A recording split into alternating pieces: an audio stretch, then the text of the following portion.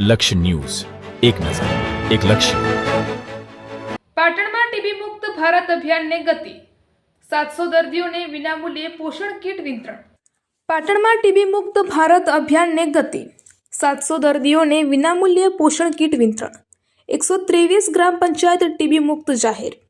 જિલ્લા વિકાસ અધિકારી શ્રી CL પટેલ પાટણ ખાતે આજે ઉત્તર ગુજરાત વીજ કંપની લિમિટેડ મહેસાણા દ્વારા કોર્પોરેટર સામાજિક દાયિત્વ અને શ્રી બ્રહ્મ સમાજ સેવા ટ્રસ્ટ પાટણના સહયોગથી ટીબી મુક્ત ભારત અભિયાન અંતર્ગત પાટણ જિલ્લાના 700 ટીબી દર્દીઓને પોષણ સહાય રૂપ વિનામૂલ્યે ન્યુટ્રિશન કીટ વિતરણ કાર્યક્રમ યોજાયો હતો.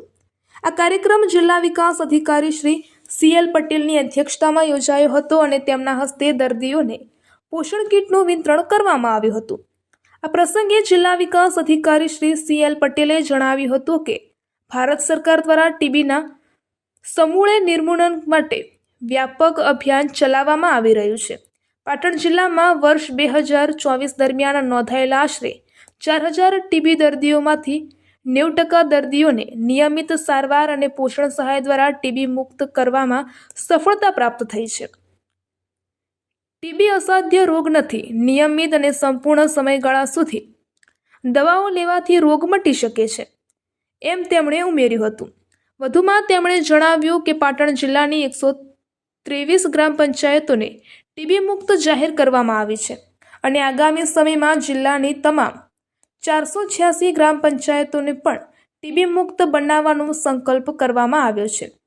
શંકાસ્પદ લક્ષણો ધરાવતા વ્યક્તિઓને નજીકના આરોગ્ય કેન્દ્રમાં તપાસ કરાવવા અને સરકારની મફત સારવાર તથા પોષણ કીટનો લાભ લેવા તેમણે અપીલ કરી હતી.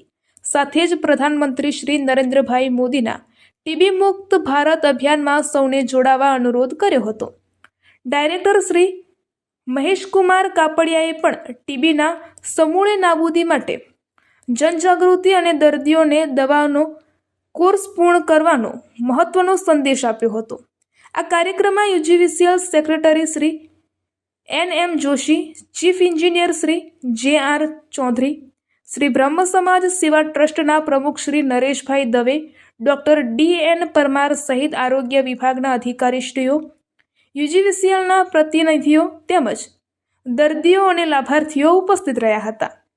રિપોર્ટર દિલીપસિંહ જડેજા, શંખેશ્વર, પાટણ. સૌ જાણીએ છીએ કે છેલ્લા ઘણા વર્ષોથી આ ભારત દેશ ટીબીના નિર્મૂલન માટે ખૂબ પ્રયાસ કરી રહ્યો છે અને એના જ ભાગરૂપે નેશનલ ટીબી એલિમિનેશન પ્રોગ્રામ એટલે કે આખા દેશમાંથી ટીબીને નેસ્ત નાબૂદ કરવા માટેનો આખો કાર્યક્રમ ચાલી રહ્યો છે. સરકાર એના માટે અથાગ પ્રયત્ન કરી રહી છે. આપણે સૌ જાણીએ છીએ કે આ દેશમાં એક સમયે પોલિયો હતો. પોલિયોને નાબૂદ કરવા દેશે 2 ટીપા પોલિયોના કરીને એક રાષ્ટ્રવ્યાપી ઝુંબેશ ચલાવી અને એ ઝુંબેશ એવી ચલાવી કે એક જન આંદોલન સુધી આ ઝુંબેશ પહોંચી ગઈ કે લોકોએ એને સ્વીકારી લીધી કે રવિવાર છે, પોલિયોના 2 ટીપા આજે આપણે આપવાના છે. બસ એવી જ રીતે આ ટીબી માટેનો કાર્યક્રમ આખા દેશમાં થઈ રહ્યો છે. ગુજરાત પણ એમાં સારી કામગીરી કરી રહ્યું છે અને ખાસ કરીને પાટણની વાત કરું તો 2024માં આપણા જિલ્લામાં લગભગ 4000 જેટલા દર્દીઓ મળેલા. એ 4000 દર્દીઓમાંથી આપણે 90% દર્દીઓને સારવાર કરીને આવી પોષણ કીટ આપીને ટીબી માંથી મુક્ત કરેલા. ટીબી અસાધ્ય નથી.